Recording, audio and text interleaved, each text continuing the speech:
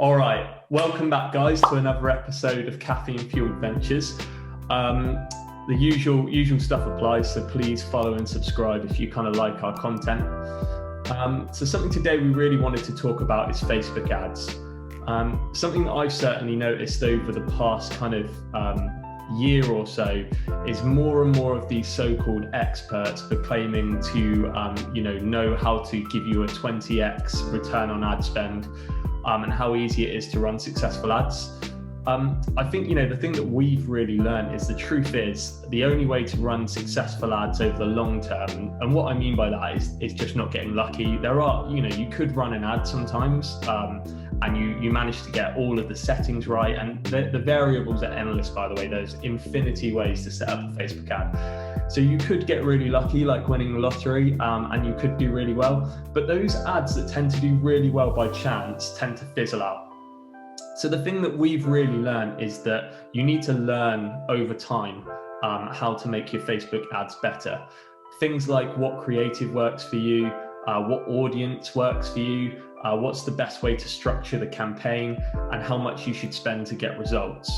So over the past few campaigns, we've spent more than £1,500, which is probably near on $2,000, to find the answers to some of these questions for us. And the intent of today's show is kind of walk you through what we've learned from that. So hopefully you can kind of save that £1,500 by kind of already having this expertise up front. So you just have to make your own tests on top of that. So what I'll do is I'll hand over to you, Jake, sort of walk through the structure of a Facebook ad.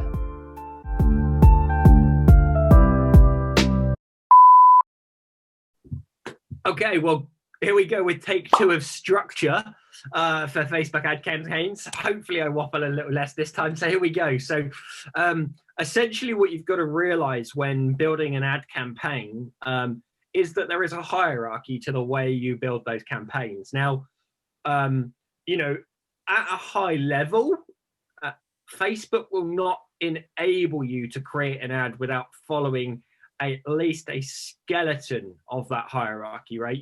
You physically won't be able to run an ad unless you followed the path to create the structure. But to ensure that you're maximizing, the campaign or the ad itself, you probably should understand how that works, because what you'll realize is Facebook will force you to set everything up. But if you haven't followed or understood the structure, you're not necessarily going to, have appropriately targeted the right audience or built the right ad. Or, if you don't understand how the structure works, we have found you can easily spend money that you don't want to spend and not really gain anything from it. So, if you want to avoid spending £1,500 and getting nothing from it, then maybe you can learn from some of the things that we have over the last sort of year and a half or so.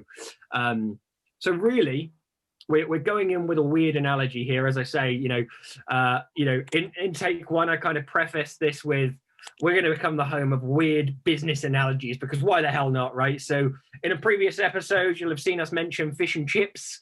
I'd suggest you go check that episode out if you haven't already. It's amazing. But in this particular one, we've got an analogy that I haven't prefaced with Rory either. So here we go. So when you're looking at the structure of an ad campaign, right, there are a couple of different levels. You've got the highest level is going to be your campaign, right? Now, what you'll find yourself doing here is you're choosing your objectives. Are you after clicks, views, purchases, downloads? Are you collecting emails? What are you trying to do, right? You can also control your campaign's budget at this level. Ultimately, that is a very important thing to understand, that, wherever you're going to govern your budget, that's going to really help ensure that you're not going to get carried away. Because the problem is with Facebook ads, ultimately, if you've got a measure wrong, very quickly you can spend a lot of money and not realize. So as I say, highest level, we've got campaign. The next level down, you've got ad set, right? So at the ad set level, which just as a concept sounds weird, but at the ad set level, you've got audience, placement that you can go and work through. So you can, you can choose the audience you want to target. Do you want to target, under 18s or over 18s or 18s to 25, male or female, or, not fussed? Or ultimately you can go through and you can look at, a person's like essentially attributes on Facebook, not an individual person's, but a set of attributes. So you can hone in on like qualification level. You can hone in on demographic, part of the globe, aka a particular country, or even a particular part of that country. So you might say, I want to focus in on London, if you're a London-based store, as an example. So yeah, that's the audience piece. The placement piece is, whether you want it to be on mobile, desktop, do you want it on Instagram or Facebook? Do you want it in the news feed, or do you want it to come across as a banner ad? Or, essentially that's what placement is, okay? The next level down, you've got the actual ads, right? So at this level is where you're actually making the imagery, the creative, essentially. So it's imagery, the words, so the copy, which is, a fancy word for just the text, essentially. So yeah, as we walk through that, you've got campaign, ad set, ad, right? So here comes the analogy. So the way I see it, it's just my take, right? The way I see that you can look at this to try and understand how that works is it's, as a kid, you may have been asked to set the table, okay? So when you were asked to set the table, you could have had a couple of different options, right? So essentially the campaign is saying what type of table you want to set. Are you looking to set the dining room table? Are you looking to set the breakfast bar? Are you looking to set the trays to sit and watch TV whilst you eat, right? That's essentially what the campaign is. It's deciding what table you want to set.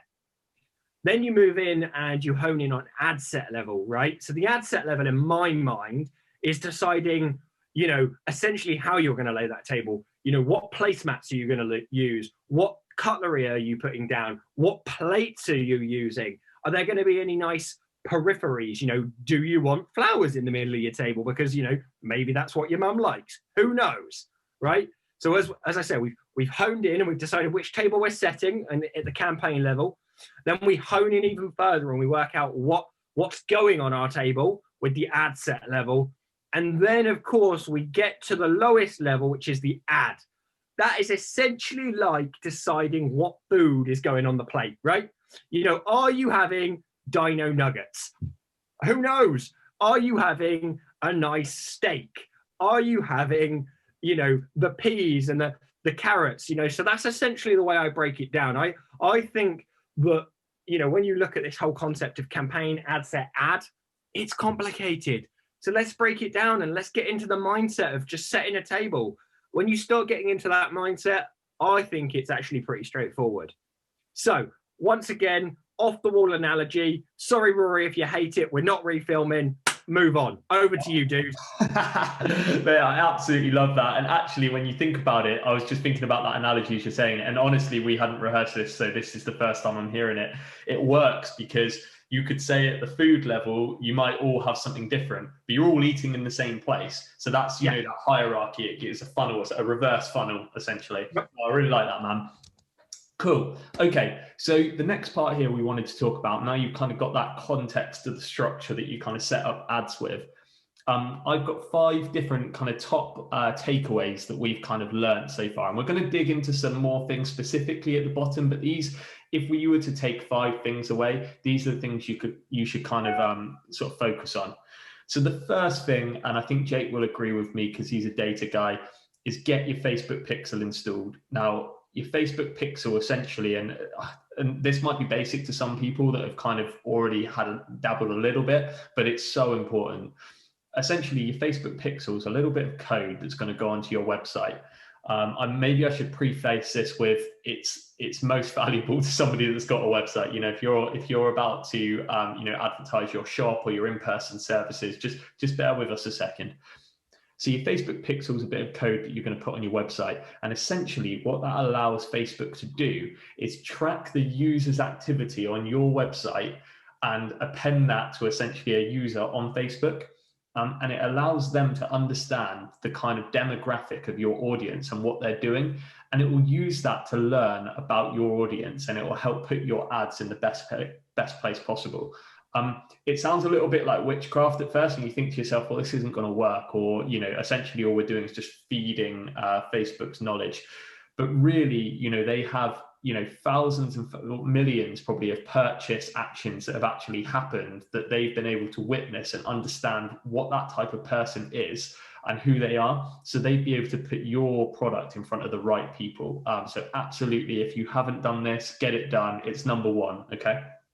The only clarifier I'd throw on top of that as well, dude, though, would be, so I know you said, you know, if you own an in-person store or something, bear with us. You know, I'd hone in on that. It's only really applicable for those that have a website, because I know a couple of our other episodes have talked about marketplaces and the way you can grow those.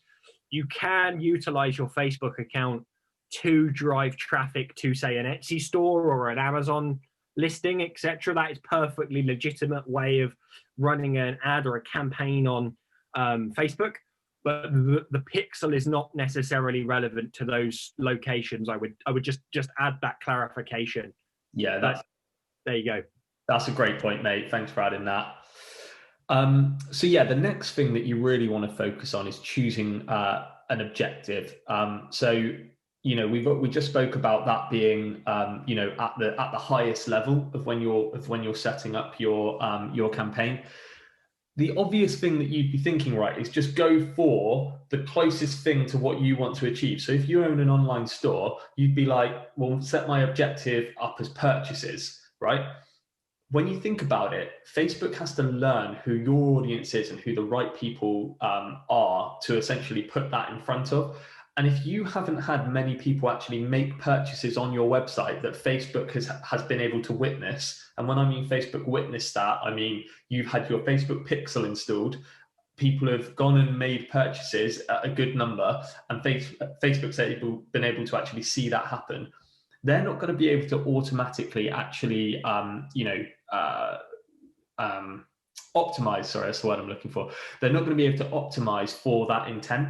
Now, think about it, right? If you haven't had many people actually land on your store and make a purchase, how is Facebook at that point supposed to know who is the most likely person to get in front of to make that purchase? And you'll actually notice if you try to set up a campaign with optimized for purchases and your pixel hasn't fired that many purchases at Facebook yet, you'll actually notice that it will be, I think they color code it now, and it will probably show a red, basically saying, look, it's probably not the best sort of objective to choose. So the first thing that I would kind of look for is link clicks. Get a whole bunch of people to your website. So optimize for link clicks at first, let that pixel build up, and then you can start to get further and further down that funnel. The next thing that I'd kind of consider is your audience. Now, this is the thing, right? We've grappled with this quite a lot, and there is, you know, millions of different ways that you can kind of take a stab at this. But the most important thing really to do is take a step back and think, okay, whilst I'm first setting up an audience, who are the most likely people to purchase my product? We all like to think that our product is useful for everyone, right? So we kind of say, right, we want it to essentially go to, you know, every person in the UK, whatever that is, 50 odd million people. When you really think about it, is your product really targeted for those people? So what you want to do is try and get the size of the audience down as small as possible. Because when you think about it, your budget that you're going to spend, whether it be £100, £1,000, £10,000, that budget has to get it in front of that audience as much as possible. And if you go for a humongous audience, you're not going to get it in front of all of those people. So what you really want to do is try and whittle that audience down to a smaller size. So really start to think about questions like age. Does an 80-year-old really want your product? I mean, yeah, maybe you're selling something that actually is perfect for that audience. Okay, we'll hone it into that audience, but really think about the age range. Think about the interest of your audience. Say, for example, say you're selling, what have I got around me? Mugs, right? So you're selling mugs. What else might that person be interested in? Maybe they're interested in other kind of kitchenware things. So you could maybe hone in on, your maybe parallel competitors that might be selling, something that's similar to mugs. So think about what those people are interested in. And then lastly, if you've got some data, so if you've already had your Facebook pixel installed for a while and you've had loads of purchases, start to think about lookalike audiences. So essentially that's where Facebook uses a sample of an audience. So it will take, the last 1,000 people that purchase from your website, and it will extrapolate that, and it will say, what do these people look like? What are they kind of, and when I say look like, I don't mean physically what they look like. What do they look like in terms of, their demographic? And it will extrapolate that and build a bigger audience that you can target to. So that's audience. The next thing I'd think about is your link. So obviously when you create a campaign, you're probably going to be creating a link either to your website. There are other campaign types. So you might be trying to get likes, or you might be trying to, get somebody to fill out a form. But let's just think about a website for a second. So you're driving someone to your website. Think about where you actually want to drive them to. Is it the right thing to send them straight to the product? Based on the ad that you've set up, is this the first time they're hearing about your product, your company? If it is, maybe you want to send them to the homepage or a landing page to kind of get them to understand the ethos or a little bit more about your company before you send them straight to the product. Now, actually, sometimes you might want to send them directly to the product because it would be really confusing if not. Say you had an offer, for example, and you're putting up, 50% off my mugs.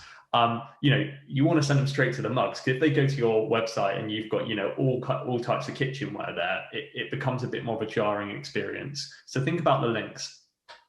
Now, lastly, the last thing I would say is you really need to think about letting your campaigns run for a while before you make any tweaks. And when you make those tweaks, make them one at a time. So I'm sure Jake's going to back me up on this one, because this is absolutely Jake's ethos down to a T.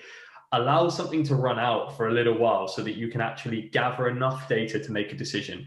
If you spent £20 on an ad and one person purchases, it doesn't mean that if you spend another £20, another person will purchase, because it's just too small of a sample size. You really need to build out that sample size. Now, you need to work out where your comfort level is, because you don't want to be just spending loads and loads of money, and certainly on an underperforming ad, but you do need to let this run out for a little while. So, I'd recommend a couple of days, essentially. And then the last thing is to make a part of this kind of comment is to make sure that you only make one change at a time. If you go and make 2 changes to your ad and it performs better, you're not gonna know which of those changes it was that actually helped that perform better. So make one, test it, make another change, test it. So those are the 5 things, okay? So Facebook pixel, choose an objective, and the correct objective, think about your audience size, where are you gonna send people, and let it run before making tweaks. And actually, I think that might have been 6. Who knows? Anyway, over to you, Jake, for financial. Wow, we are full of absolute nightmare stuff today, aren't we, mate? Here we go.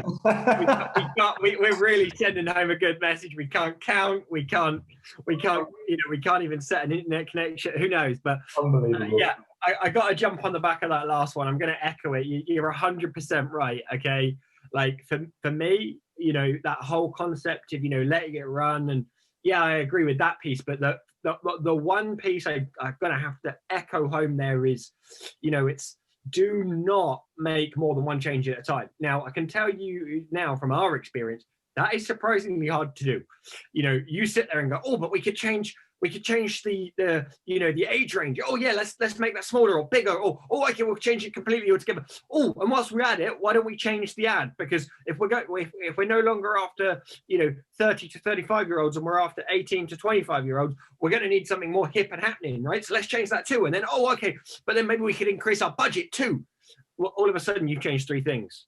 All right. So realize that it when we say don't make too many changes at once, we're not just talking about get rid of the this type of copy and all of a sudden put in something that's got more pictures, or don't realize that we're saying don't change just one thing. We are quite literally saying change one thing and document it. Okay, we cannot, if you're going to do these changes a week apart or whatever, you need to realize you need to have it documented, because Facebook's not very good at this documentation piece. So document it, Google Docs, cheat, write it on a piece of paper, stick it on a sticky note, stick it on your forehead. Don't really care. Document it, all right? Because that for us is such a big one. I cannot tell you how many times we've made that mistake. And it took us a little while to really learn. And, you know, we both sit there now and go, hang on, are we changing too much? Hang on. So yeah, echo that one. Now I'm going to jump onto the financials, and I'm going to whiz through these. So you know, bear with me whilst we go on this roller coaster. Okay. So first one is you know, the amount of spending. So as we said earlier in the, you know, the analogy, you can set at the campaign level a total spend. Okay. But if you're running multiple different campaigns, it can be a little bit hard to kind of wrangle your head around and work out how much you're spending. And, you know, if you get one setting wrong and you don't look at these things every day, because, you know, we would suggest that, you know, you're not necessarily, you know, staring at them every 5 minutes and refreshing the data, because honestly, it doesn't help. You know, you need to set it and set yourself a time to come back to it, and say, okay, I'll leave it 2 days before I start analyzing this stuff. You know, when you're doing these different campaigns and easily could have a setting wrong, we recommend that you set a overall account limit, right? So what that looked like for us is, you know, we might have 2 or 3 campaigns on the go. They might be spending, you know, £20 a day for a week or whatever that might look like.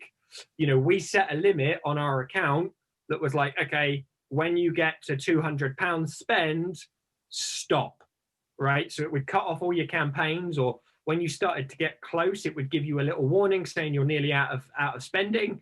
And what that enabled us to do was to just check in on our ads, make sure that neither of them had gone out of control. You know, we'd accidentally not set the age range, or, you know, we'd set the budget as £100 instead of £10 per day. You know, it's not hard to make a small mistake like that in the Facebook tool. The Facebook tool is janky. Okay. If you don't know what that term is, look it up. Otherwise, yeah, set an overall spending limit. You do not want to overspend and get caught with £1,000 bill and get nothing from it. Okay. Next one, cost per click. Set a limit. You know, how much are you willing to pay per click? Remember, cheaper clicks are not always better. So don't just go, I'll pay 5p per click because, well, I don't want to spend more than that. But you've really got to think about it, right? So the more you pay per click, not, you know, a direct correlation, but as a general rule, think about it like this. The more you pay for a click, the theory says the more qualified that individual is. You know, therefore, that's going to be more expensive. You know, if you're paying £1 per click, there is a chance that this person is a good, strong purchaser. Whereas if you're paying 10p per click, you may end up getting someone that's a browser. So, you know, ultimately, you've got to look at that. Also, whilst you're doing that, remember what time of year you're at, okay? So be conscious of time of year when you're thinking about that click cost. You know, when you're approaching Black Friday, Cyber Monday, for example, the biggest advertising time of the year, those clicks are going to be a lot more expensive. So, you know, if you're usually able to get away with 25p per click, at that time of year, not likely to get away with that. You're going to probably have to spend more per click. So just be conscious of that. You know, Christmas, the same. You know, depending on the where you are in the globe, you know, ultimately, you know, certain holidays may be applicable to you as well. Next one is, you know, at a campaign level, set that total budget. You know, don't overthink it would be what we would say. Set a total budget for the campaign. You know, and what I mean by don't overthink it is, you know, you get asked to set an overall daily budget, essentially. Don't sit there and think, okay, well, if I spend £12 and times it by the, you know, keep it quite simple. Say, all right, well, on this campaign, if I got nothing, I'm comfortable spending £50, £100, whatever that is, and say, okay, well, I feel like I need to give this 5 days, 7 days, you know, to test, to find out what's what, you know, what's what, essentially. And just simply divide that total number by the number of days you want to run it, you know. So we keep it quite simple. We might say we want it to be £100. We're going to run it for 10 days. Cool. That's a daily budget of £10. Ultimately, what Facebook's going to do is it's going to optimize how that spends, right? So day A or day one, it might spend £2. Day two, it might spend £15. Ultimately, you've told it can run for 7 days, and those 7 days it can spend an average of £10 a day, right? So that's what you've got to realize. Don't over engineer it, keep it simple. Last one, decide on what the real aspiration of that action is, right? So when you're running that campaign, think, okay, so if you're trying to get a click, okay, that's cool. But if that click is, if you've got an average conversion rate of, say, 1%, you're going to have to get 100 clicks to generate one sale. And if that's the case, how much is 100 clicks going to cost you? Because if 100 clicks are going to cost you £10, are you comfortable spending £10 per sale? That's the math you've got to work through in your mind, right? So just think and be conscious of that, and if you've got already a conversion rate on your site that you can apply, take that into consideration, and the last thing around that would be, if you were a store that is typically selling something that's consumable or, a repeat purchase kind of item, so if you're selling a couch or a sofa, as we would say over here in the UK, if you're selling a sofa, likelihood is someone's not coming back for another 3 to 5 years, right? So you probably, you can maybe spend a little bit more up front because it's a high value product, but you need to make sure you're ROI positive there, right? Whereas if you're selling something like, I'll use our example, you're selling coffee, you don't necessarily need to be ROI positive on the first purchase, providing you have a good customer return rate. If 1 in 5 customers returns and buys a second bag, you can account for that in the calculations, okay? So just keep that in mind. And I've rabbled on for finances. So over to you, Rory. Awesome. Cheers, mate. All right. So just to finish up, we're going to talk a little bit around the creative. So I've just got a couple of points here. I'm not going to try and count how many there are because I'll get it wrong again. So the first thing is to focus on text on your images. So everyone wants to put their call to action on the image on that ad. So you're running an ad, right? You've got a nice big picture on it. You want to plaster all over the front of it, buy now. Facebook has a limit. I think it's 50% of the total size of the image is allowed to have text. And actually they have like an automated bot that kind of looks through and then will, kill your ad essentially if that's not hit. It even looks at logos and things like that. In all honesty, don't really be tempted to fill it with text. You don't need that. You let the product or let the thing that you're trying to advertise speak for itself. Okay, so that's the first thing. Try and steer clear of text on images. The next thing is to try and make your point with as little words as possible. So you're trying to get somebody to do something, right? Just tell them to do it. If you don't want to be as broad as that, for example, buy our coffee, but right, maybe that's not exactly what it is, but you want to kind of get across your USP instantly, and then it's got a buy now button or whatever at the bottom anyway, depending on what you've chosen. So, we might want to make a point about our USP. We talk about how we simplify coffee. We don't have 2 million different variants. So maybe we just want to make that crisp message across the actual ad itself, and then buy now is at the bottom. So perfect, that's all you need. The next one is to keep exclamation marks to a minimum. Actually, I picked this up from MailChimp. So, it's an email provider essentially that we use. They actually, when you're writing an email, they actually kind of grade you on, your punctuation essentially. And they say, well done for making your point without, putting too many exclamation marks. We all love to say, best offer, exclamation mark. We do the best, you love doing that. But when you actually think about it, think about those kind of ads. They remind you of like 90s or whatever, where you had those TV ads that were like, bang, bang, bang, do this now. It's a bit more subtle than that now, and people kind of like that subtlety. So if you're putting exclamation marks into your text, you're probably trying to make a point that is too in your face. The next thing, and I know Jake likes these, or likes to call them these, is kind of the idea of thumb stoppers. I think it's a great concept. Think about it. When you're scrolling down on a timeline, whether it be Facebook or Instagram or whatever, what makes you stop? What makes you actually kind of, stop the scrolling from happening and go, oh, let me just take that in for a second. If that's ever on an ad, that ad has done an amazing job.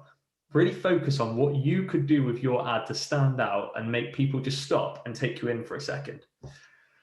The last little tidbit that I'll leave you with is that videos generally perform better than pictures. It's not always the case. We've actually found some of our ads have done better with a picture, but that might have spoken more to the quality of the video alternative that we did. Generally speaking, people say that the cost of getting something in front of people costs less and performs better when it's a video. So just think about that. I think that pretty much wraps it up for today, mate. We've gone long on this one, so I'll hand over to you just to wrap up. Yeah, we have gone long, and mainly because I get a little excited and overworked, and I was actually looking at our images. I'm going to run a little longer as well, so apologies to everybody if we have run a little long, or we got a little excited. I look at this now, and I got to be honest, I think our backgrounds sum up us, right? So you've got chaos behind me, beautiful serenity behind Rory over there, Mr. Chill, Mr. Calm. So that probably sums up our different dynamic and personality here pretty well. So yeah, thank you so much for listening. We hope you found it useful. Please like, subscribe, follow, that classic old, cliche. If you've got any questions or, comments, drop them in the comments below. We'll try to answer as many as we can, or, we'd love to hear your feedback. Finally, episode 7, I think at this point, we are going to be delivering on what we promised. We said there would be some form of a discount. So we are going to be doing a discount going forwards. It's going to be a 15% discount. You can find it in the description below as to how you can claim that on our website. So if you love coffee, why not check us out and save 15% whilst you're doing it. And otherwise, bye for now. Till next time.